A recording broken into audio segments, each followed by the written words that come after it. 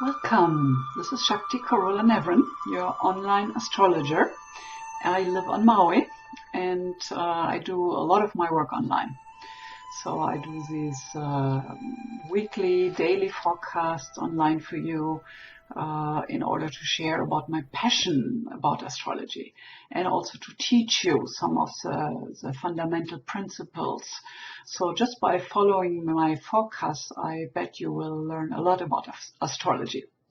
So if you want to connect with me about individual readings, go to my website, mauiastrologyreading.com, and there you can also get a free chart in case you don't have that, because everything I want to present to you about general forecasts, what's happening in the heavens right now, you always have to translate that back into your chart.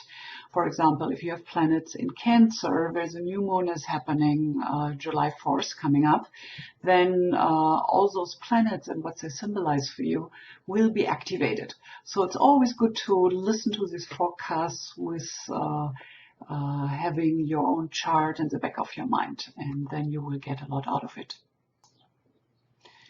So today I want to talk with you about the new moon happening in Cancer, the sign of family and deep bonding and connection and home and the environment which supports you to be safe, to feel safe and ultimately happy.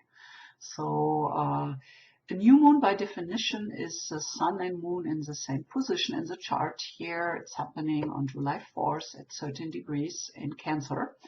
But not only that, the new moon is really a new beginning of emotional journey. So the new beginning really depends on how it will show up and what it invites you towards, depending on the sign it is in.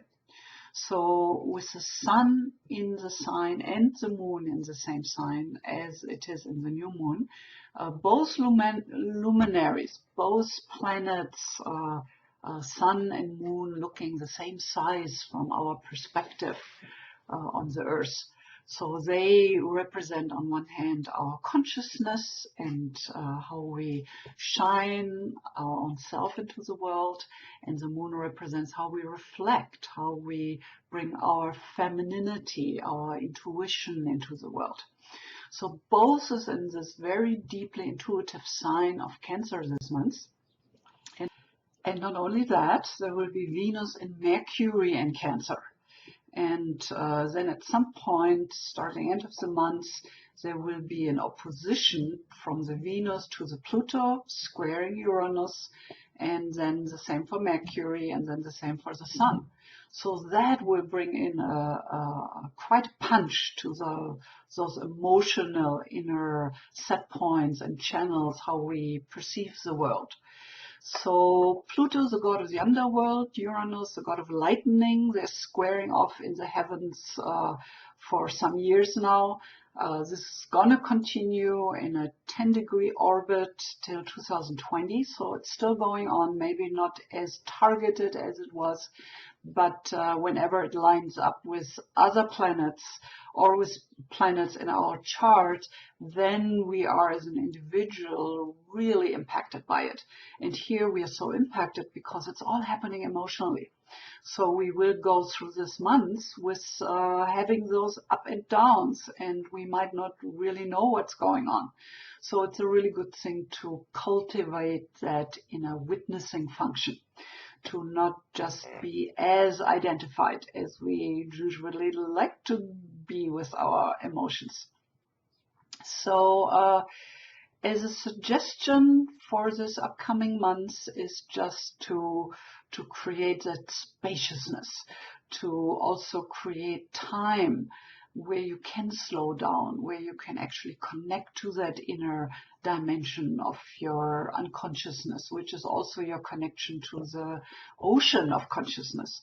So it's a very creative month. It's a month where you can tap into skills you already have, knowledge, wisdom you have accumulated in this lifetime and other lifetimes. So it's a wonderful time where there is a richness, a flow from the inside out, and you will learn more about what it really takes for you to be happy. And usually part of us feeling good about who we are is when we can share from that inner richness. So when we can volunteer somewhere, when we can be a force for good in the world. And I truly believe that that's ultimately our PowerPoint in life, that we as an individual have the power to raise our own individual consciousness, and with that influence the morphogenetic field and what's happening on this planet. And there's so many things out there which are quite frightening and anxiety causing. Look into the political arena. It's hard.